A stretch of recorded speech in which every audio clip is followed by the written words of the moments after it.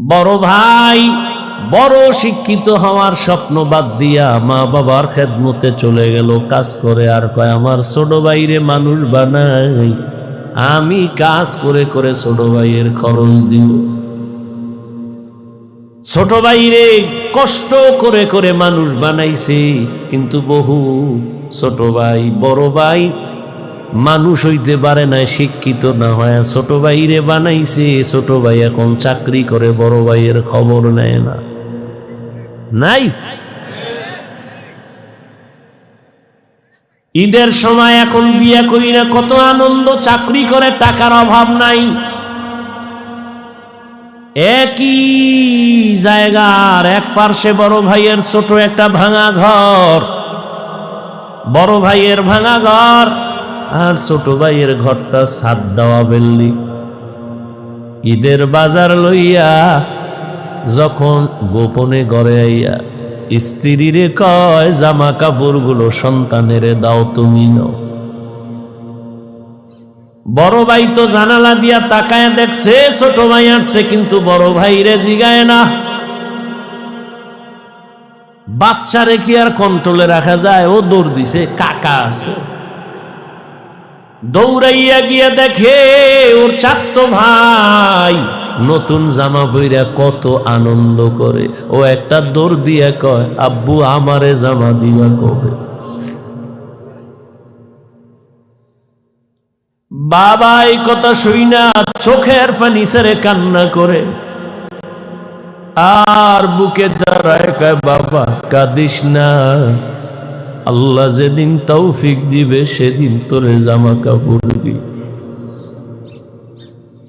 এমন নিমক হারাম বড় বাইরে জিগায় না, কোনো খোঁজ খবর নেয় না, কিন্তু বড় ভাই বাবার সমতুল্য, এত দূরে দূরে রাখে বড় ভাইরে। ছোট ভাই হঠাৎ করে রাতে 3টায় টেলিফোন আসছে, কে তুমি? বলে ভাইয়া আমি তোমার ছোট ভাই। এই রাত্রে কেন ফোন? আমারে চৌরাস্তায় একদল গুন্ডারা আমারে ধরছে। বড় ভাই কাঁচা ঘুমের মধ্যে একটা লাফ দিয়ে দৌড় দিছে, আয় দাঁড়া আমি আসতেছি।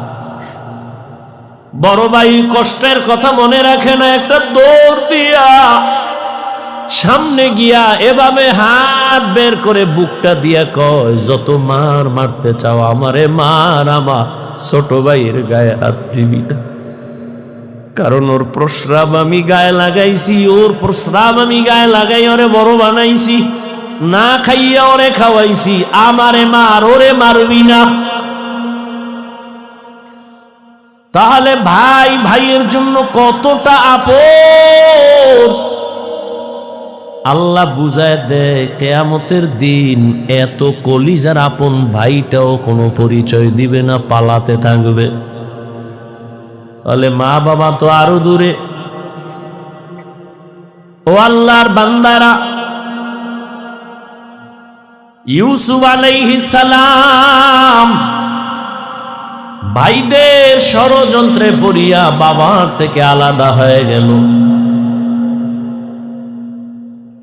সবাই বাবারে খেলার নাম বইলা ইউসুফ নবীরে নিয়ে গেল।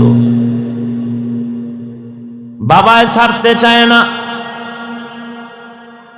কিন্তু কলে কৌশলে আটকাইয়া যখন নিয়ে যায়, ইয়াকুব নবী চোখের পানি ছেড়ে কান্না করে।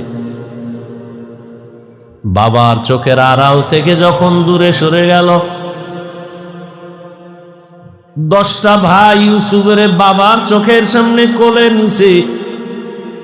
যখনই বাবার চোখ আর আল হয়ে গেছে, তখন মাটিতে ফালায় কয় এবার হাইটা যা, কোলে নেওয়া হবে না। নিতে নিতে জঙ্গলের ভেতরে এক ভাই মারে, আর এক ভাইরে কয় এবার তুই মা। ওই ভাইদের মধ্যে যিনি বড় তার নাম ইহুদা।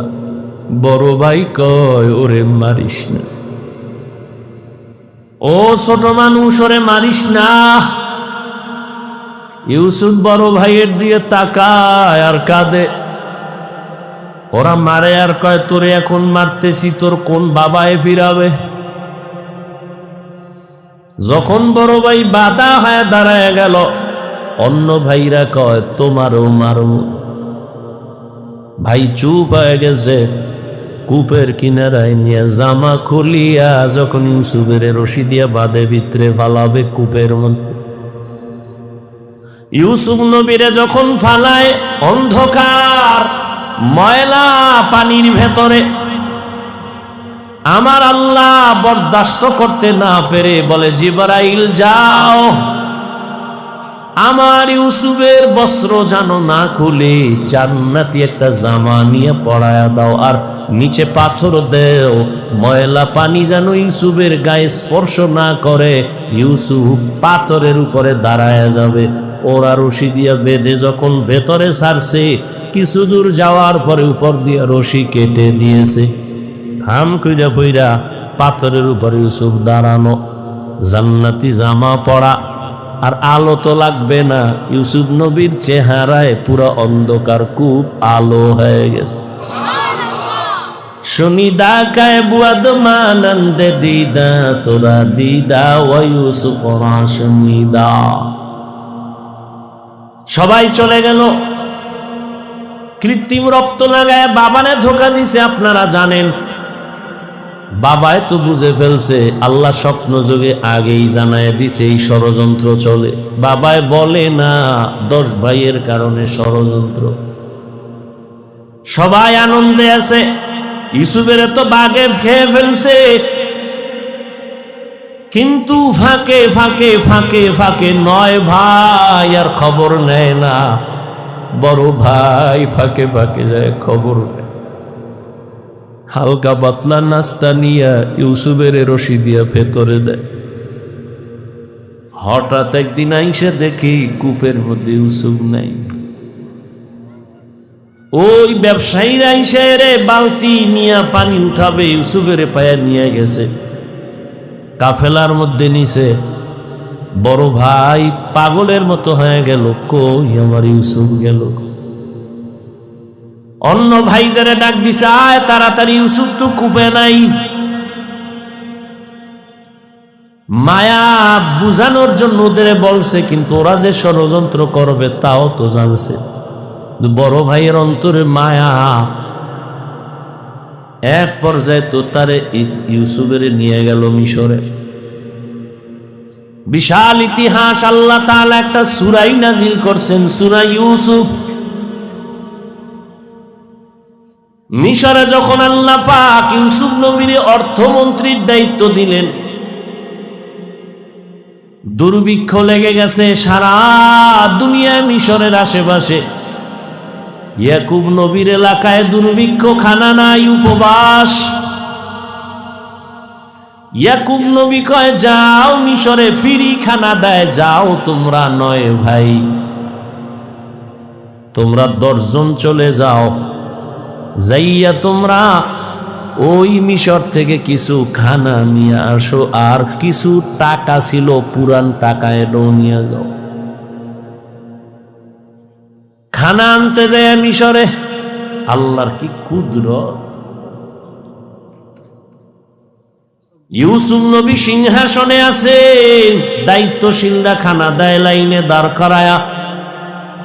শাহী গেট দিয়া যখন আওলাদে ইয়াকুব যখন 10 ভাই ঢুকছে, ওরা ঢুইকাই খানার লাইনে দাঁড়াইছে, কিন্তু কেউ জানে না কারা।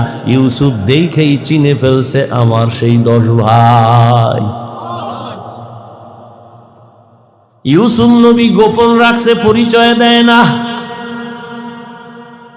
এদের ডাইকা পরিচয়হীন ভাবে নিজেকে পরিচয় গোপন রাইখা এরপরে পরিচয় নিল, আপনারা কোথা থেকে আসছেন, কেনান থেকে আসছেন, আপনাদের আব্বার নাম কি? বলে আব্বার নাম ইয়াকুব।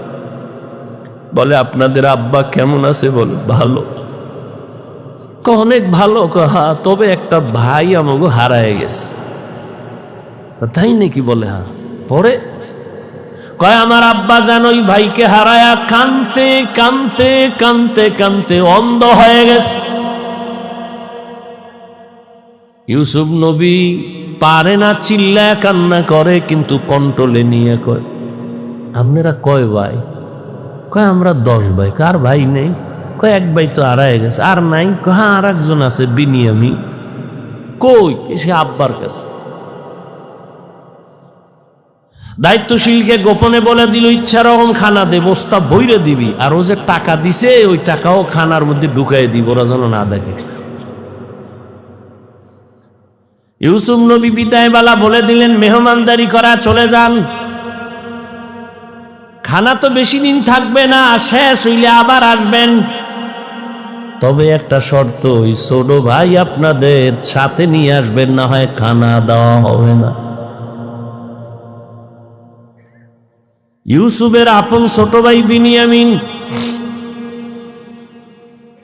বাড়িতে যাইয়া 10 ভাই প্রশংসা করে, বাবা মিশরে যে আমগো খানা দিছে অর্থমন্ত্রী বড় ভালো মানুষ, আমাদের আলাদা সম্মান দিছে, মেহমানদারি করাইছে। ওরা তো জানে না আমগো ইউসুফ। খানার বস্তা খুইলে দেখে টাকা যা দিছিলাম তাও ফেরত, আরো খুশি।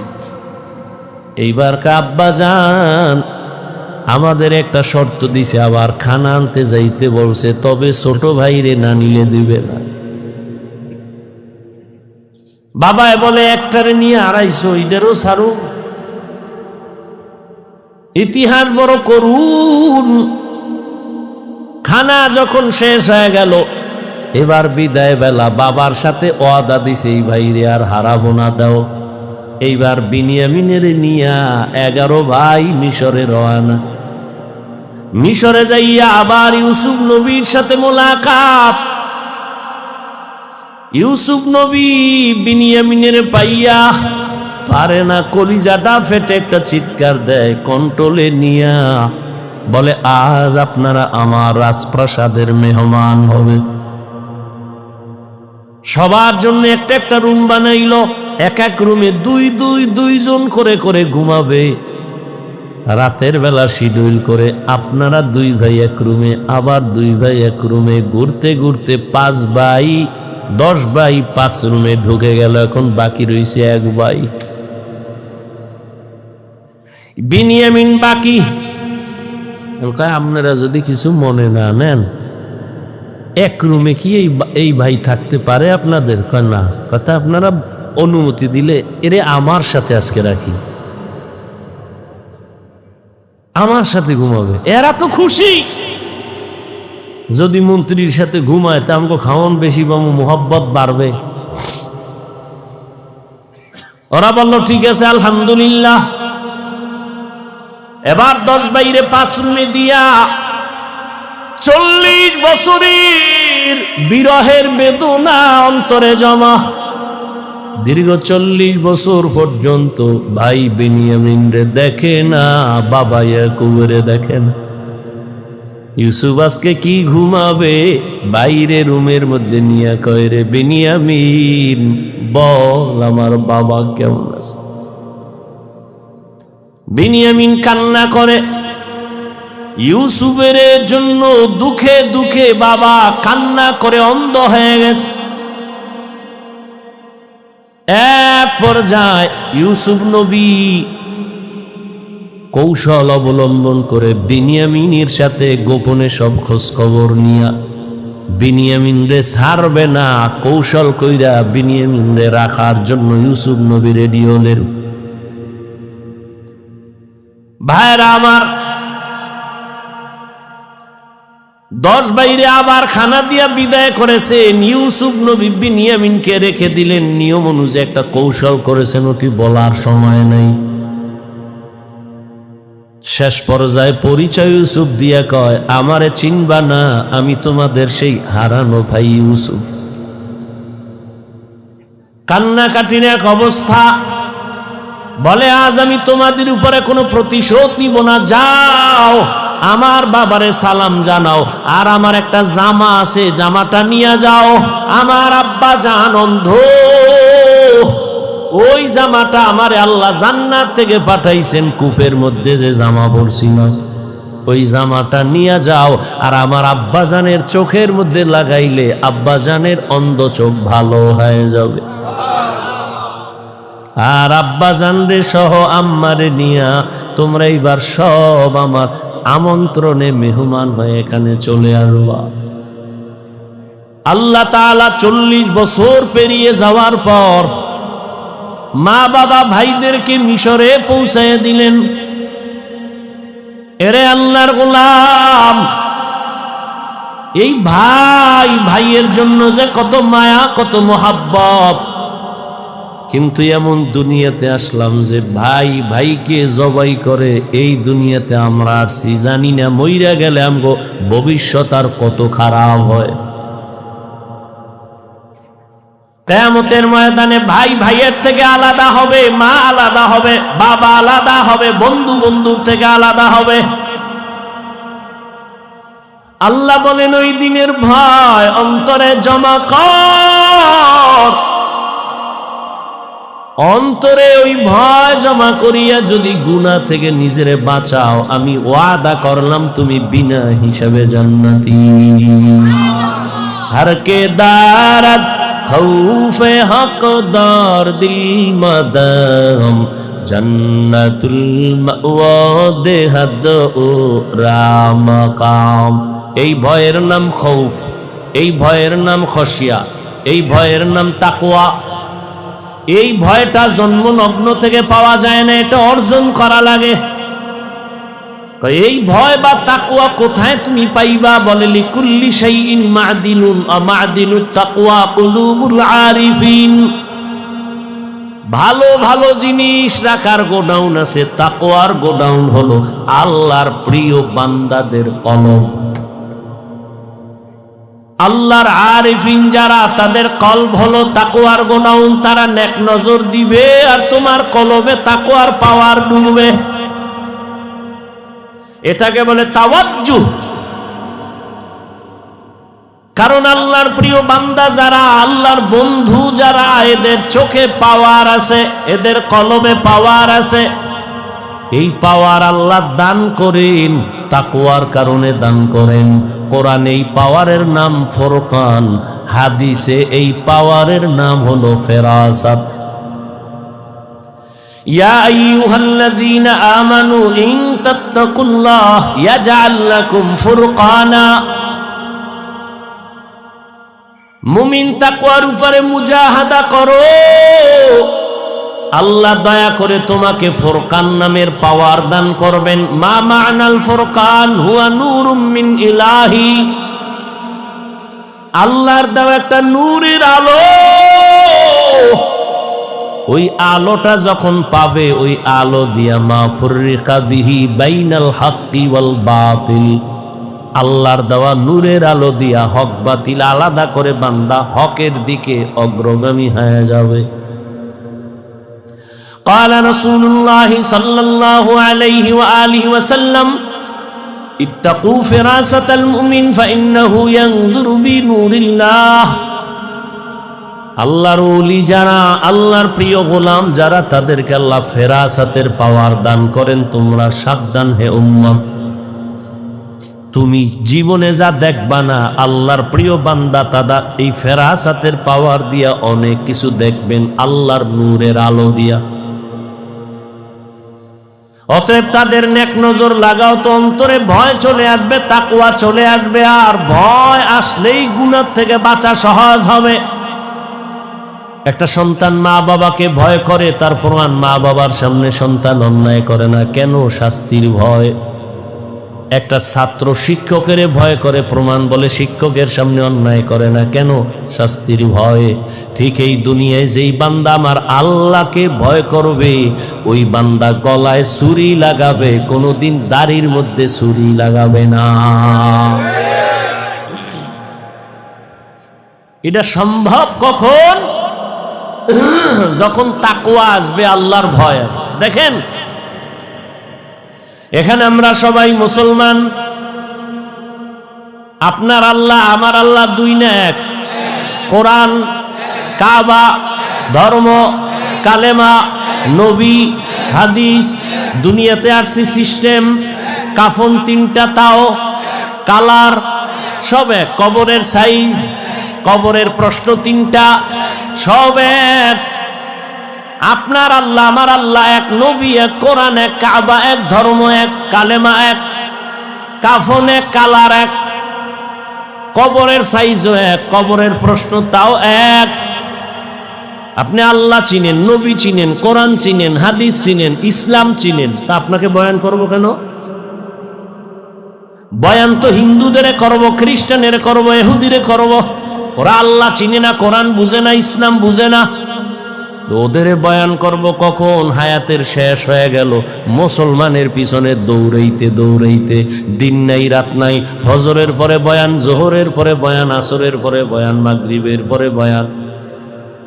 কুত্তাও এরম দৌড়ায় না যেই পরিমাণ আমরা দৌড়াই। শুধু আমি, হাজার হাজার আলেমরা দৌড়ায় আপনাদের পেছনে, তাবলীগওয়ালাদের মেহনত, পীর মাশায়েখের মেহনত, জুমা, এরপরেও আমল নামা শূন্য।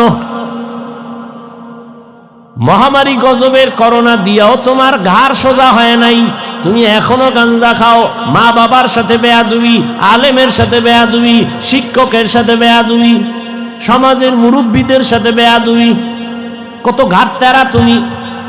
করোনায় তোমার সামনে কত লাশ হয়ে গেল যুবক, ছাত্র জনতার আন্দোলনে লাশ যুবক, পানির নিচে যুবক লাশ, গাড়ির তলে চাকার নিচে যুবকের লাশ, এরপরও তোমার লাজ হলো না, লজ্জা হলো না।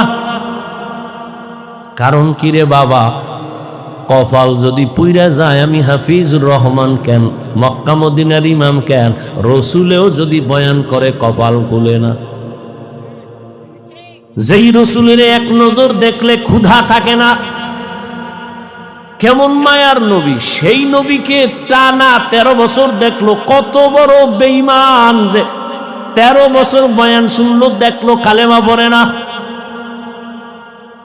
আর অন্যদিকে একটা 27 বছরের যুবক তরবারি নিয়ে দৌড়ায় নবীকে জবাই করবে। নবীর সামনে আইসা চেহারা দেখাই তরবারি ফালায় বলে, নবী আমারে কালেমা পড়ায় দেন। কয় বছরের যুবক? 13 বছর বেঈমান, নবীরে দেখাও কালেমা পড়ে না, আর নবীকে জবাই করতে আইসা কালেমাওয়ালা হয়, এর নাম কপাল। অতএব যতদিন পর্যন্ত আল্লাহর আযাবের ভয় অন্তরে আসবে না, ততদিন গুনাহ ছাড়তে পারবা না। এবং আল্লাহর ভয় ততদিন অন্তরে আসবে না যতদিন পর্যন্ত ওলিয়া উলিয়ার নেক নজর নিবা না। ওলিয়া উলিয়ার নেক নজর না নিলে তাকওয়া আসবে না। কিন্তু যেই চোরারা ওলিয়া উলিয়া মানে না, এগু উপায় কি? নাই এরম কেউ বলে আমরা ওলি মানি না, আউলিয়া মানি না? নাই। আল্লাহর জাতের কসম, ওয়াল্লাহি বিল্লাহি তাল্লাহি, আল্লাহর কসম একবার, আল্লাহর কসম 2 বার, আল্লাহর কসম 3 বার। যারা বলে আমরা ওলি মানি না, আউলিয়া মানি না, 3 বার কসম করে বললাম, ওরা কোরআন মানে না, বুখারী শরীফ মানে না, ওরা ভণ্ড, ওরা বাতিল। ওদের যারা ভণ্ড বলে না, তারাও ভণ্ড।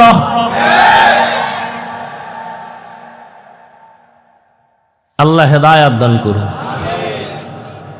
وأما من خاف مقام ربه ونهى النفس عن الهوى فإن الجنة هي المأوى। আল্লাহর আদালতে দাঁড়াইয়া হিসাব দেওয়ার ভয় অন্তরে জমা করো। এই ভয়টা যখন এসে যাবে, তখন স্কুল পড়ুয়া ছেলেও নামাজে দাঁড়ায় যাবে, জেনারেল লাইনের ডাক্তারও দাড়ি রেখে দিবে। এরকম নাই? আমি কি তোমাকে এতক্ষণ যে বয়ান করছি যুবকেরা, আমি কি একবারও বলছি আমার মতো পাস করলি লাগা? আমি বলছি আমি কওমি মাদ্রাসার সন্তান, স্কুলে তালা লাগায় মাদ্রাসায় ঢোক। আমি তাবলীগের লাইনের সন্তান, আমি পীরের মুরিদ। একবারও বলি নাই তাবলীগ না করলে জাহান্নামী, পীরের কাছে না গেলে জাহান্নামী, একবারও বলি নাই।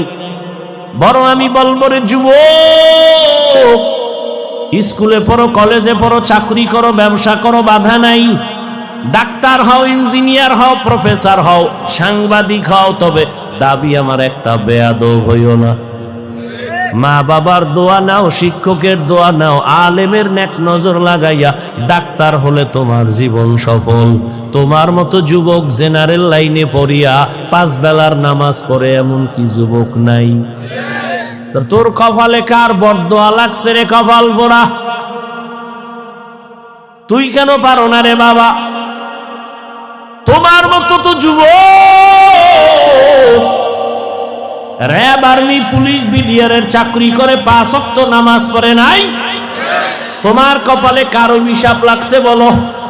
তোমার মতো যুবক ওসি, ডিসি, এসপি, এমপি, মন্ত্রী, মেম্বার, চেয়ারম্যান, ব্যবসায়ী, চাকরিজীবী 5 বেলার নামাজ পড়ে, তুমি কেন পারো না? আল্লাহ বিবেক দিছে, জবাব দাও। পশুরে বিবেক দেয় না, তোমারে দিছে। তোমার মতো যুবক রাস্তায় গাড়ি চালায়, নামাজ পড়ে, তুমি কেন পারো না? তোমার মতো যুবক জমিনে কৃষি কাজ করে, নামাজ পড়ে, তুমি কেন পারো না? তোমার মতো যুবক নদীর মধ্যে মাছ ধরে, নামাজ পড়ে, তুমি কেন পারো না? কপাল বুঝি খারাপ? কি বুঝাইতে চাও বাবা? কি আমরা ভুলে আছি? তাও প্রমাণ দিয়ে বলো যে হ্যাঁ হাফিজ ভাই, তোমরা লাইন ছাড়া আমরা ঠিক আছি। যদি কোরআন থেকে একটা দলিল দেখাইতে পারো, আমি এখন দাড়ি কেটে ফেলবো।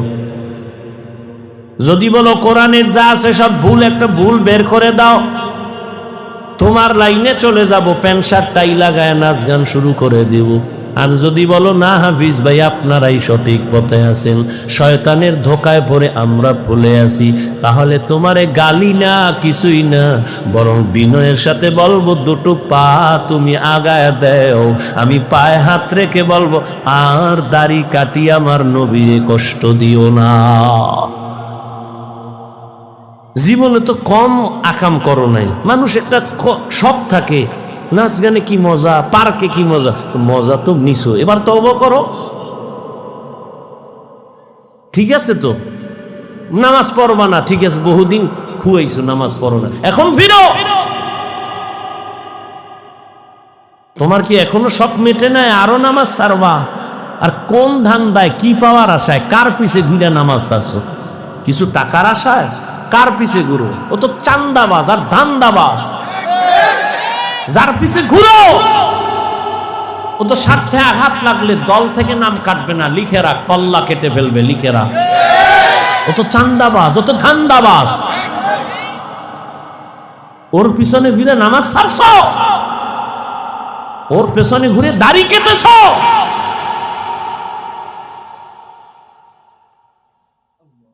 কই আমরা তো রসুলের আদর্শ মাই না, কই সম্মান তো কমে নেই।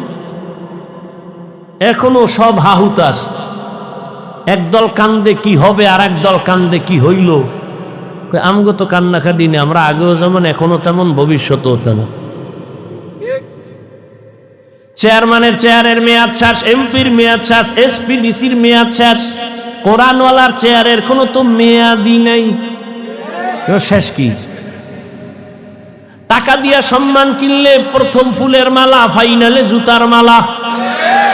আর আমার আল্লাহর দেওয়া সম্মান যদি নেও, দুনিয়ায়ও বাদশাহ, পরকালেও বাদশাহ। হেদায়াতের মালিক আল্লাহ। কপালের বয়ান করছিলাম, কার কপাল ওমরের মতো, কার কপাল আবু জাহালের মতো জানা নাই। এখনো বলবো বিনয়ের সাথে তওবা করে নেও, মনের এতটুকু বুঝাও রে মান, জীবনে তো কম দাড়ি কাটলি না, জীবনে তো কম নামাজ ছাড়লাম না। আমার মতো তোমার মতো যুবক জেনারেল লাইনে থাইকে যদি নবীর আদর্শ মানে, তুমি কেন পারবা না? এখন থেকে তওবা করো, মরিয়া গেলে আর নামাজ ছাড়বা না, দাড়ি কাটবা না, বেপরদায় চলবা না। মা বাবার দোয়া নিয়া, শিক্ষকের দোয়া নিয়া, উলামায়ে কেরামের পরামর্শ নিয়া, নবীজির আদর্শ মেনে চলবো। তওবা করার মতো যদি নিয়ত হয়, মুনাফিকি না থাকে, খাঁটি তওবার নিয়তে দুটো হাত আল্লাহকে দেখায়া দাও।